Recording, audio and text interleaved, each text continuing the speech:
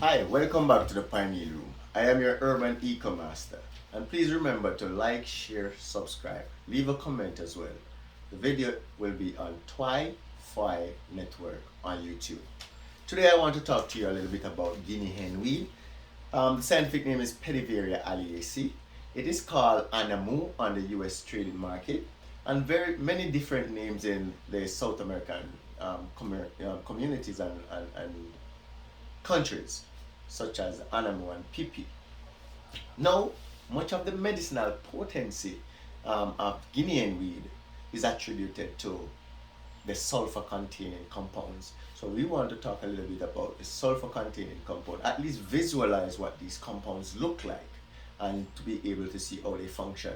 But Guinean weed is a sulfur loaded plant. It is also rich in calcium, which makes it very electrical in its property. And so as a result, it has been used to prevent breast cancer, prostate cancer, sinusitis, all type of parasitic infection from bacteria to fungus to mold.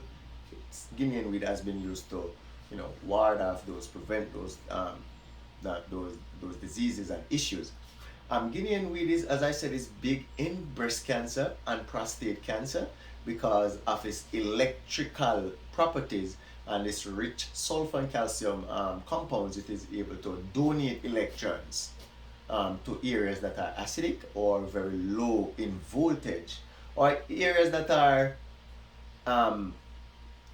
becoming cancerous. So Guinean weed also plays a role in preventing the proliferation of tumor and cancer cells.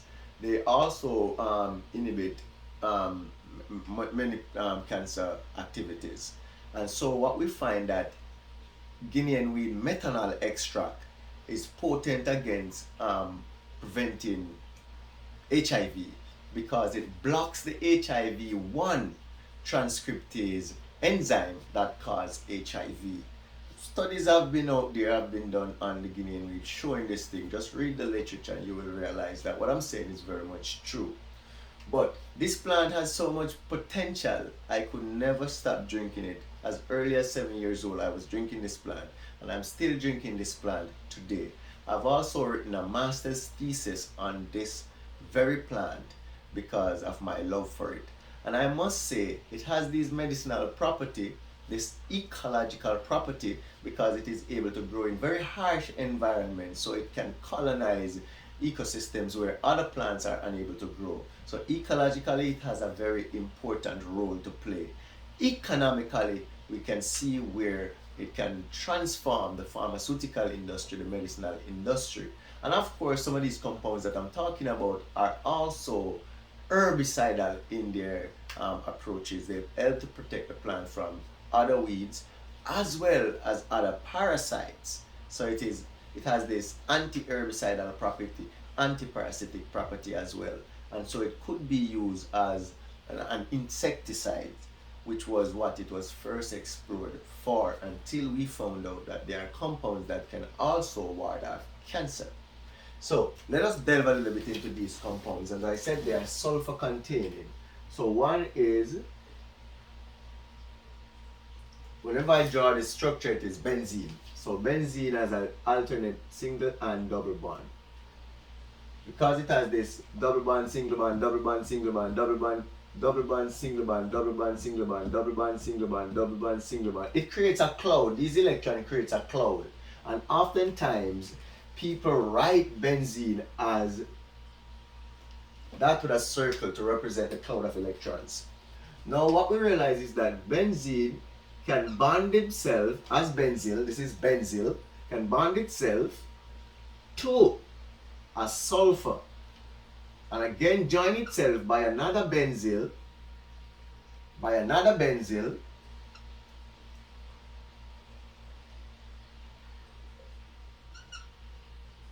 to create a compound called benzyl sulfide. Benzyl sulfide. There are times when you will also find this compound bonded to another sulfur compound. You see?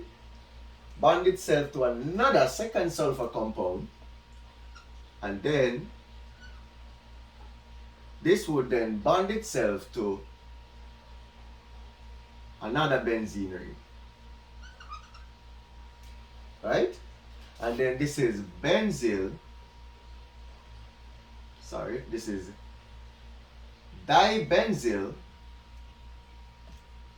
disulfide. And this one is dibenzyl disulfide, my bad, dibenzyl disulfide. But there is also the possibility where you have these compounds.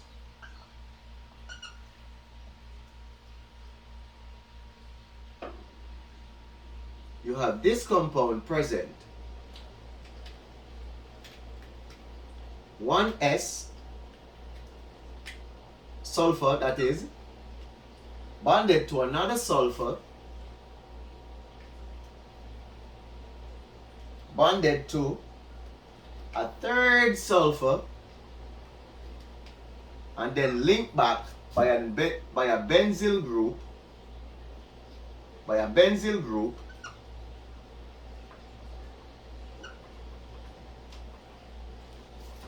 and this is when we call this one, we call this compound dibenzyl trisulfide.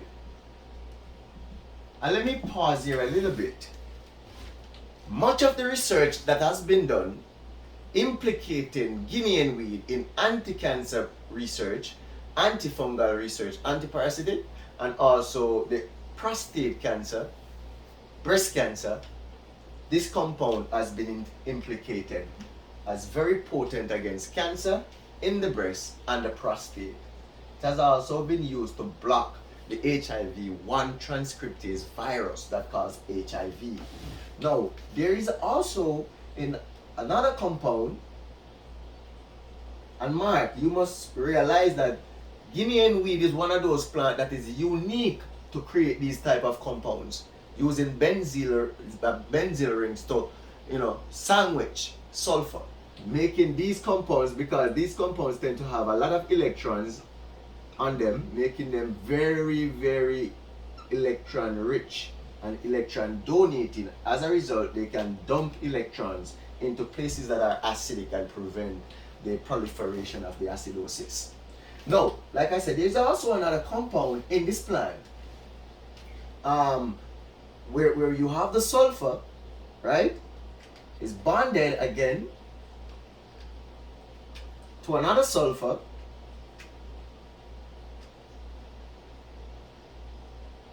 who is bonded to another sulfur, who is also bonded to a fourth sulfur. Now this is crazy. Now you have this benzyl portion again, right?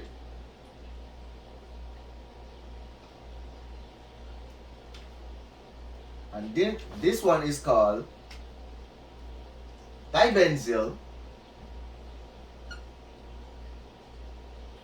tetrasulfide. These compounds are very, very, very powerful. But I want to draw this last structure for you and show you how potent, powerful Guinea hen weed is. Now, Guinea hen weed can also link 1 sulfur, 2 sulfur, 3 sulfur, and guess what? Use a methyl ring, a methyl group, to link another sulfur to another sulfur to a third sulfur, and then linked by a benzyl ring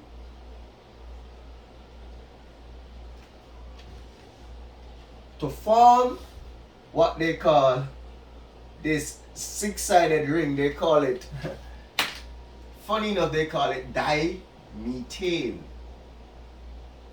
A very, very powerful compound also found in Guinea Hen weed. So this is why Guinea Hen weed has its garlicky odor, this odor of onion or garlic, because it is rich in these sulfur containing compounds, and these compounds are very potent against cancer cells or tumors because of the richness in the lone pairs of electrons that will be donated to other reactions to stabilize those reactions.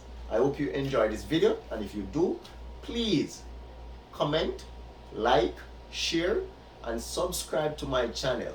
Thank you very much. As you do that, I will be more confident to share with you some more potent information that I have inside my DNA. Thank you very much, and see you another time. Peace.